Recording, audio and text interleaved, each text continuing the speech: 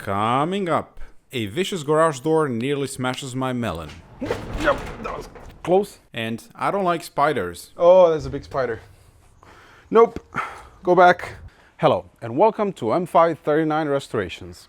I'm coming to you from Karlsruhe, which is in Germany, which is an hour and a half away from my home base in Frankfurt. I'm here for reasons. One, my girlfriend wanted to go out of town, so this takes Starbucks. And two, behind these doors is a car. More precisely, a neglected BMW, which happens to be my favorite kind. Some time ago, a subscriber reached out to me and told me about his car that's been sitting in this garage for a few years. It doesn't run and he doesn't have the time to deal with it, so he wants to pass it along to someone who can bring it back to life and while at it, have some fun. Apparently, I fit the bill. So let's lift open these doors and see what we got.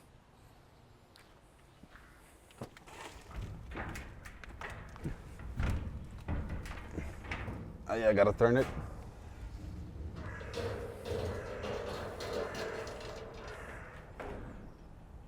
Behold the magnificence. 1989 E32 with currently not working 12 cylinders. Oh yes. See? Here's some quick Wikipedia for you. E32 7 Series was made from 1986 to 1994 and it was a significant model in BMW's lineup. This, along with the S-Class, set the standard for the luxury car segment. E32 was the first BMW to have electronic damper control, or EDC, traction control, or ASC, standard and long wheelbase, which this car is, and dual-zone climate control. Also, the first car to have lens projectors in headlights, double glazing windows, and xenon headlights. I always wanted one of these legends, and hopefully this is the winner. The owner couldn't be here today, but he left me keys and gave me permission to explore on my own. So, we'll have a first look together. Old school antenna. Pretty sure that's what's going to poke my eye out. So we have aftermarket wheel. I don't know about you guys, but I always prefer OEM stock wheels on any BMW. So, but that being said, these don't look that terrible. So, I don't know. Maybe let me in the comments what do you think about these. I was instructed not to scratch the motorcycle, so I have to be careful there. Oh, the seat looks to be broken, but that's just the cable that's twisting. That wheel is flat. Here's the key. Does it not? No? Look at that, it doesn't unlock. So, what the hell? Maybe open it from the inside. No, this is the thing, I was told about this. If there's no power in this car, you cannot actually open it or unlock it, which is really weird. Like, what happens if your battery is flat? How are you supposed to open the hood? Well, that's stupid. Luckily, I have a jump pack, so I think if I can reach the lever for the hood, I can open the hood and then connect the jump pack on the post there. Oh, the battery is right over there and the seat is already removed. All right, let's see what I can see. The roof appears to be in good condition. There are no dents there. Sunroof is nice and leveled. The rubber around windows is not that great. Let me grab my lamp. Ooh, the leather doesn't look too bad. Not a lot of wear on it. Armrest, same thing. Oh, the steering wheel is pretty worn. Like properly worn. It has the stupid ancient airbag system on it, which is made by Siemens. And if the airbag light is on, I'll never be able to reset it. I know that from experience. You need special tools that are not made anymore. Windshield. It's from the Autobahn, it says 97 on it. This is, I don't know what that is. Put it on the side. Ah, that's the handle in my back from the motorcycle. Ow, that hurts.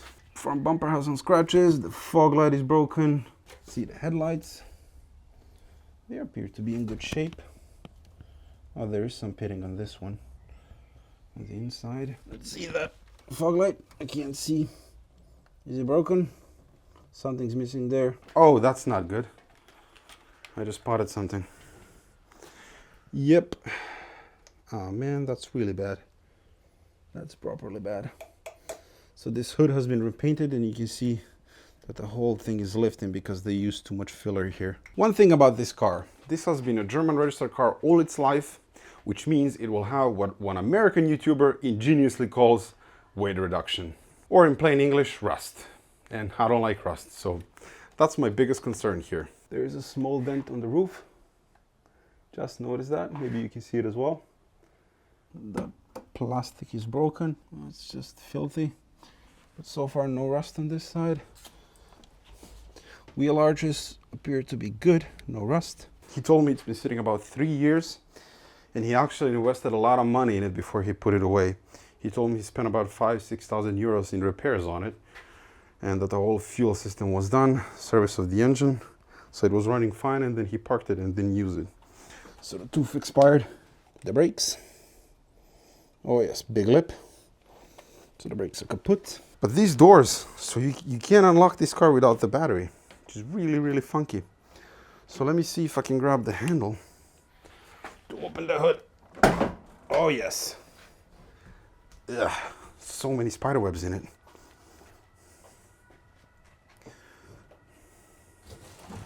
So the hood opens the old school way, and there it is. Wow. Oh, someone marked cylinders on top of the intakes. So this is a very similar setup to the 8 Series, except the coolant expansion tank is here, and on the 8 Series it's up front. The engine base is, as expected, very filthy. Oh, look at that thermostat housing.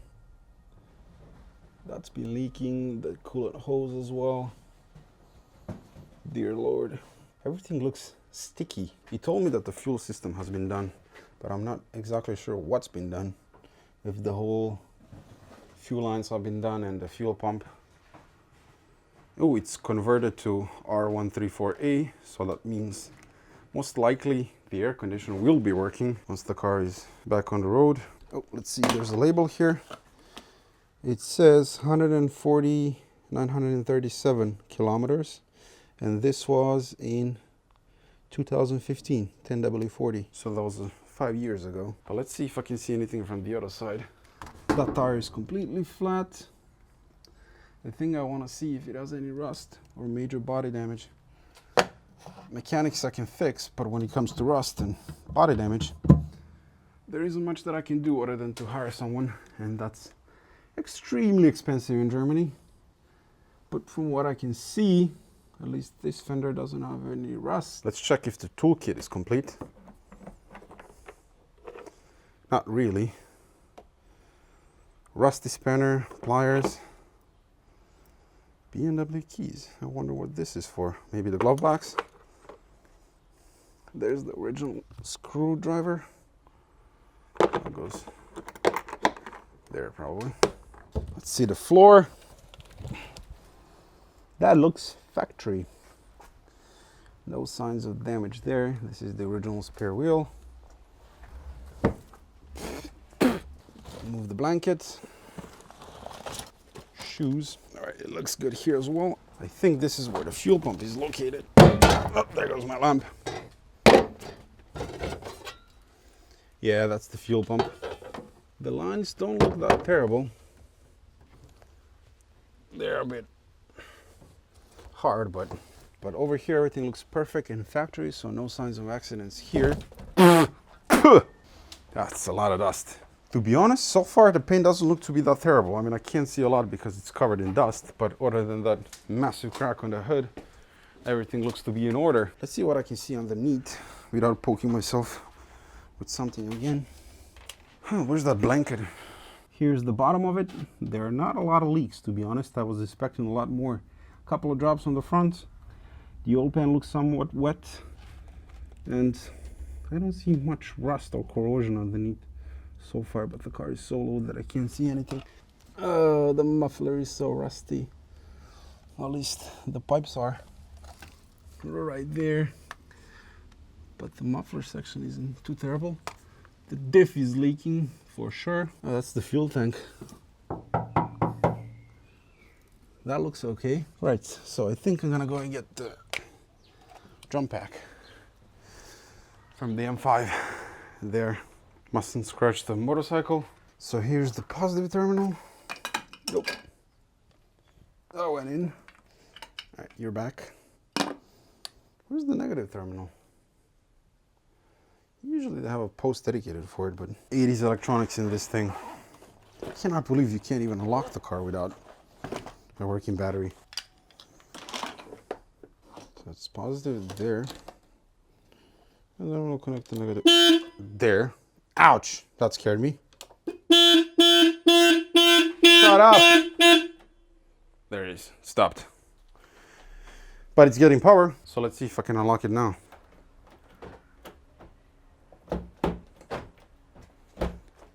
Oh, it's unlocked. We are in. What do we have here? Gingerly open the doors. Let's see the door panel. Not too terrible. Somewhere on the handle here, but again, to be expected. He told me this car has around 140,000 kilometers. Looking at the seat, that looks about correct. The brake pedal is not worn. Let's see if this does anything if I press it. Nah, nothing. Headliner, it's down. Absolutely expected. The dashboard looks okay. No cracks. I don't know if that's typically something that goes bad on E32. I never had one of these cars. Oh, look at that, the cassette slots. Isn't that cool? That's the aftermarket radio. Shame it doesn't have the stock one. GVC, yeah, whatever. You know what, I think I'm gonna get that thing here, this pole, and try to collect all of these spider webs because I want to sit in here. He said this car has been sitting here for the last 3 years. To me, it feels like it's at least 5. Let's see what happens when I turn on the ignition. All right, I'm interested in mileage.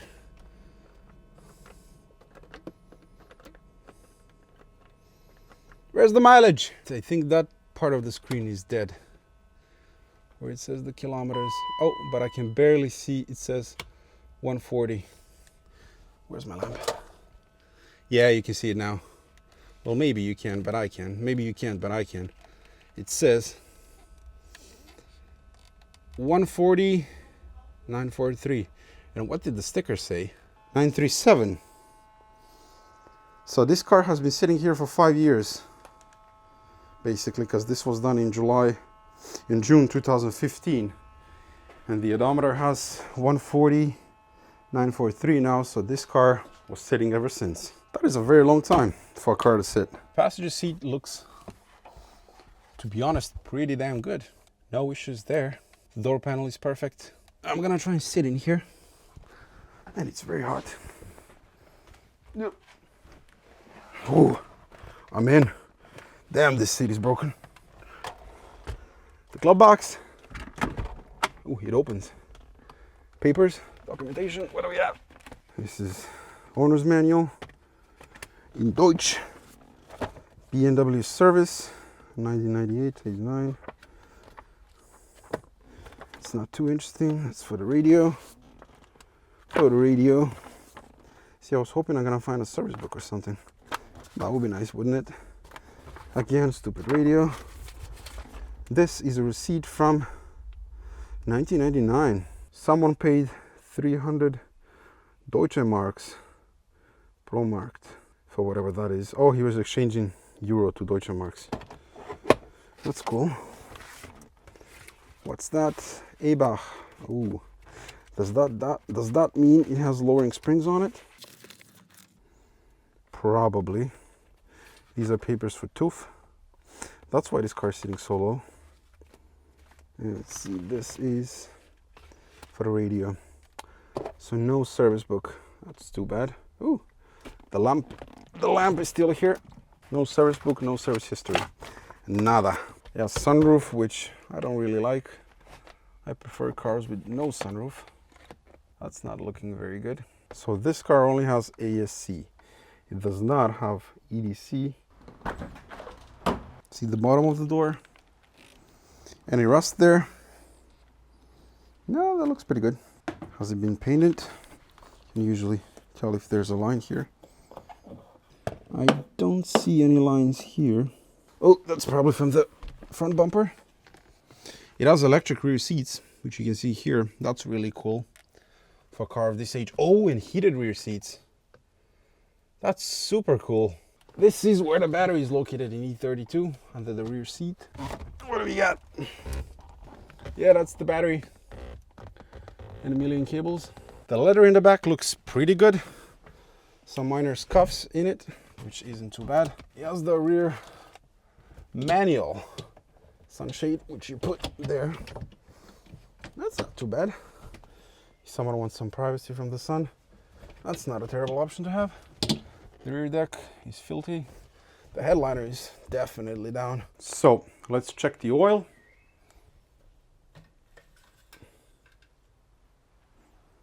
There is oil and it looks good. It's not black. Let's check the level. Oh, the level is perfect. Right on max. Doesn't smell weird. No water in it. That's a plus. Then we have gearbox oil here. That looks to be overfilled. But again, that doesn't look terrible. It's not black. The oil filler thing. No milky stuff on it. Coolant. Is there any coolant is the question. Nope. Bone dry. That's power steering. That looks like ATF. Yep. And that should be, if I'm not mistaken, pentazine. Yep. CHF 7.1. So that's wrong fluid. The belts don't look terrible. The radiator is definitely done. You can see it leaked on several occasions. Oh, the brake fluid. Oh, that's not good. That looks to be completely black. Oh yeah, that's very, very black. So that means the ABS pump is potentially clogged. Let me see if I can go from the other side.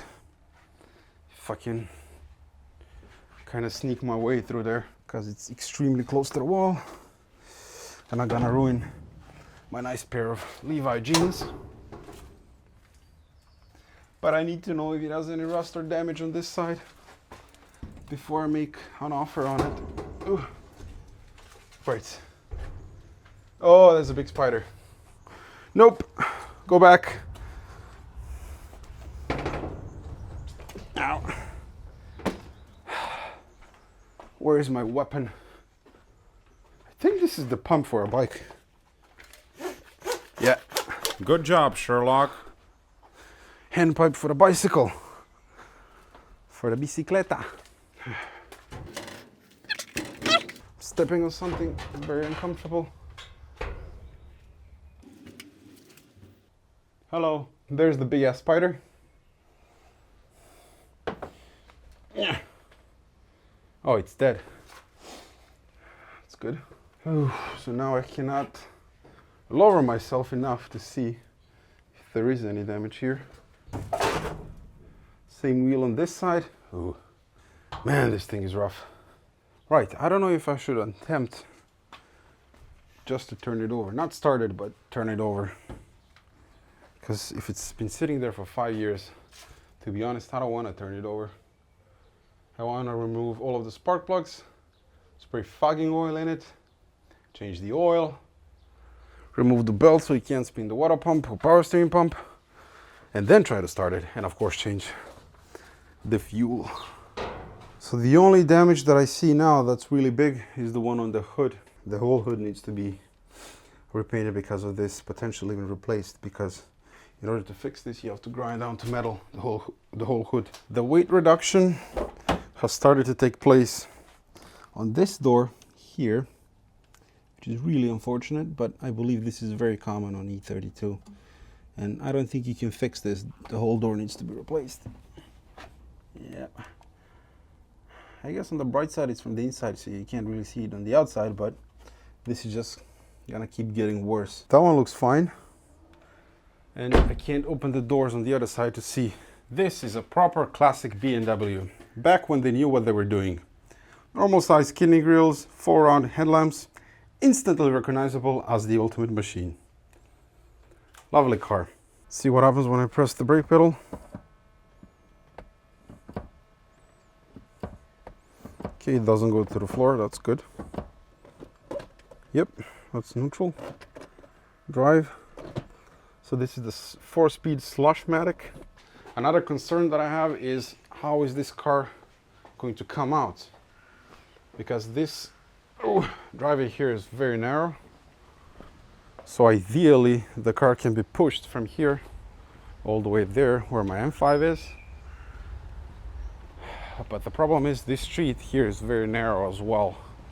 And I'm not sure if the tow truck can get in here.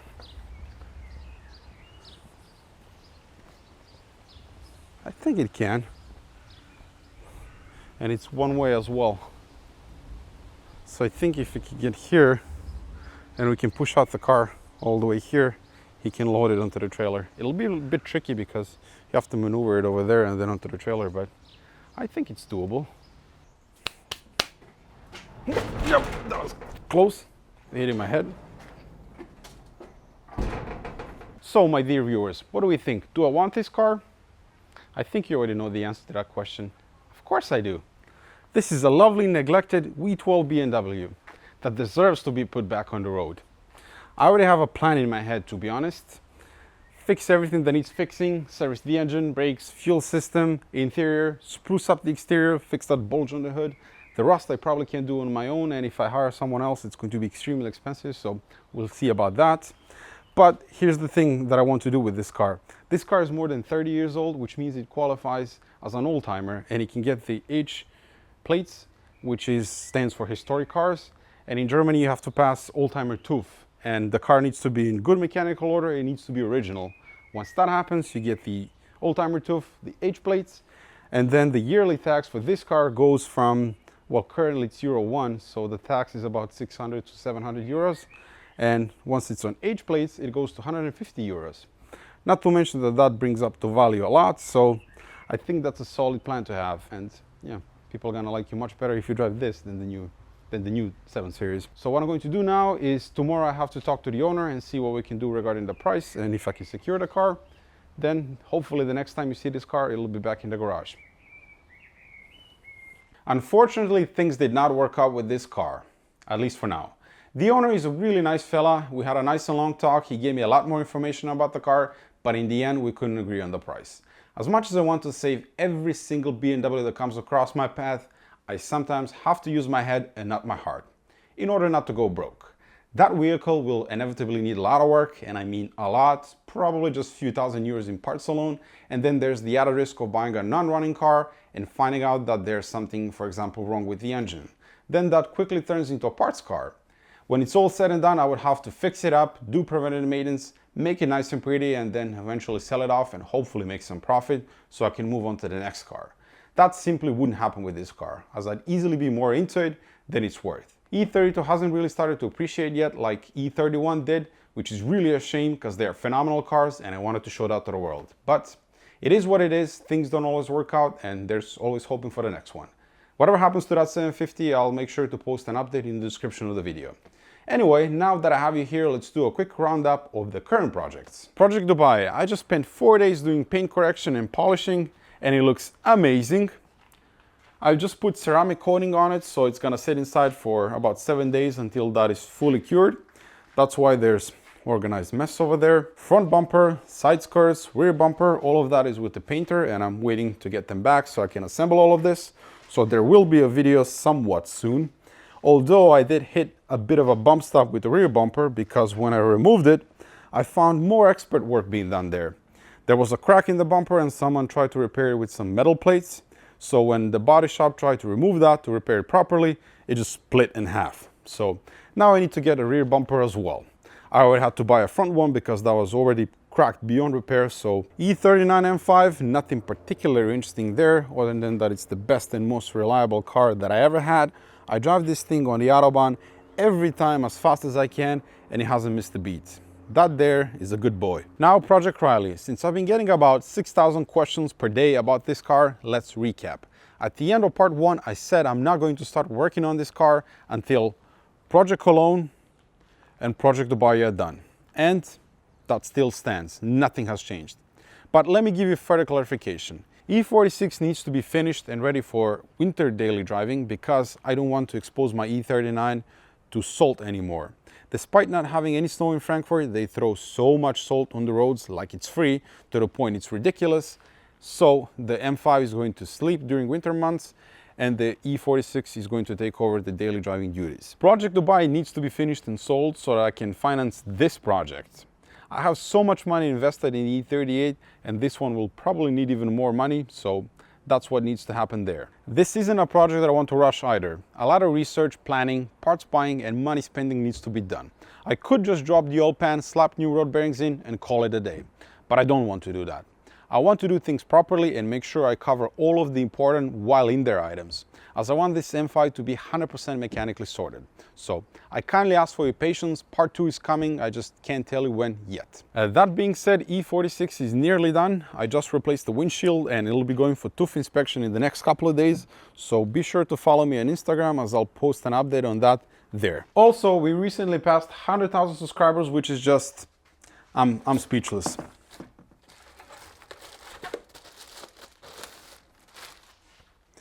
This is as much as yours as it is mine.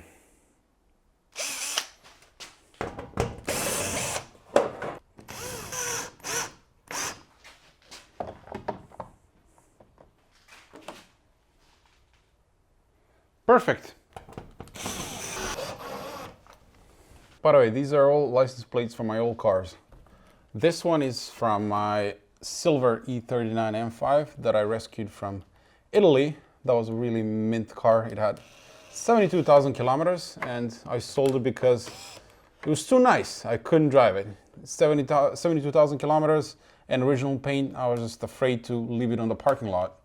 So I sold it to a collector in Dusseldorf and then I bought the blue one. This is from my first E39 M5, the pre-facelift one, which I bought close to Nürburgring, and I lived in Berlin back then. That's when I moved to Germany. So I had that about a couple of months and then I sold it to a really nice guy here in Germany and I'm still friends with him. This one, well, that's not, well, kind of my car. That's from the black crispy rusty 750L, which I also recently sold because I was pretty much done with it. This one is, oh crap, from a green 850i. This one is, I honestly do not remember. This is from the black 850i that was never on this channel because I did that car before YouTube. And then these are all more or less the same. One of these, no, this is from Project Malaga, Project Bilbao, I want to say. When I posted that first Project Dubai video, I never thought it would come this far. And that's thanks to all of you. I read all of the comments and I truly think I have the greatest audience. There's so much love and positivity in comments, I'm truly humbled. And yes, I know I'm very slow with the release of new videos, but that's just how it goes. These videos take time to make. Each episode of Project Dubai is roughly 2-3 months of repairing, filming and editing. And I have a full-time job in IT, so trust me when I say this, I'm doing the best I can in my spare time in order not to destroy my personal life or my career. So please bear with me. I also mentioned in a few posts that I want to try YouTube full-time and hopefully I will next year because repairing these cars, making these videos is something that I passionately want to do. In order to do what I do with cars, I need a steady income and YouTube is everything but that, at least for now. So we'll see how it goes. I also created a Patreon account recently as a way to support the channel and many of you already signed up, which I really appreciate. Thank you so much.